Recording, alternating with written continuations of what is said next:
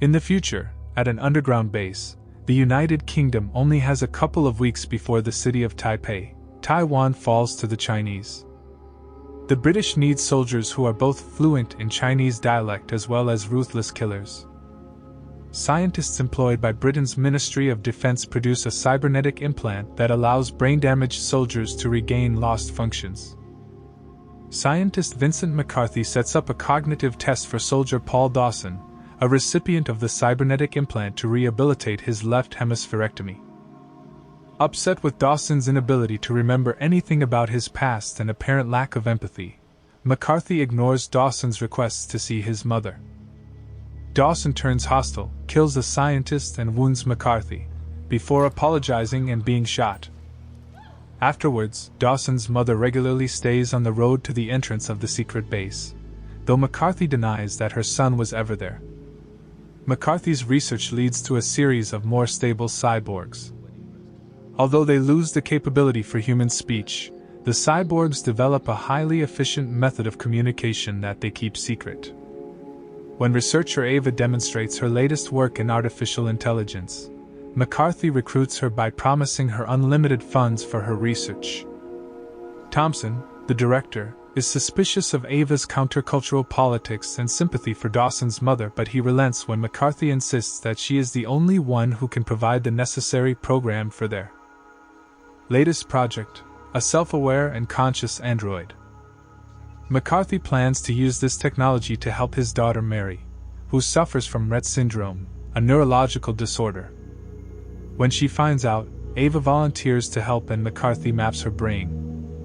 During a demonstration of cybernetic arms that provide superhuman strength, amputee soldier James whispers a cry for help to Ava, who becomes suspicious of the treatment of the wounded soldiers.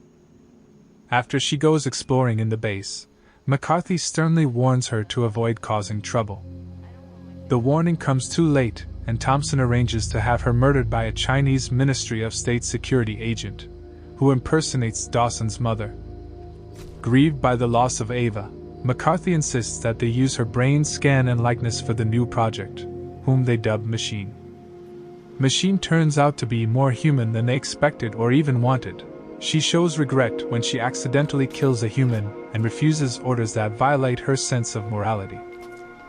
As Thompson's demands on her grow more at odds with her morality, Machine becomes increasingly distressed and asks McCarthy to protect her.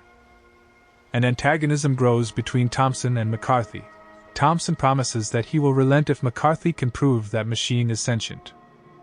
After Mary dies, Thompson uses her brain scans as leverage against McCarthy, threatening to destroy the scans, unless McCarthy excises Machine's consciousness.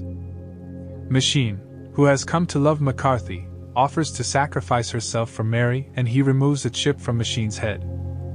Thompson reneges on his deal and orders Machine to kill McCarthy. Although Machine seems at first to obey, a scientist alerts Thompson that the operation was a sham, and it only disabled fail-safe routines designed to destroy Machine. Machine and the cyborgs rebel against the humans and free McCarthy. From his computer console, Thompson disables half the cyborgs, but Suri, his cyborg aide, overrides his access before he can kill the rest. Thompson shoots and wounds Suri, but Machine corners him in his office. Wounded, he first orders her to obey, then begs for his life. Although Machine agrees not to kill him, she lobotomizes him, as he attempted to do to her.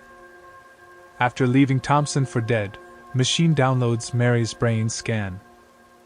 Machine, McCarthy and Suri escape the base. Outside, McCarthy hands the base records to Dawson's mother and leaves to start a new life with Machine. In the final scene, McCarthy talks to a computer virtualization of his daughter, and she requests to play a game with her mother.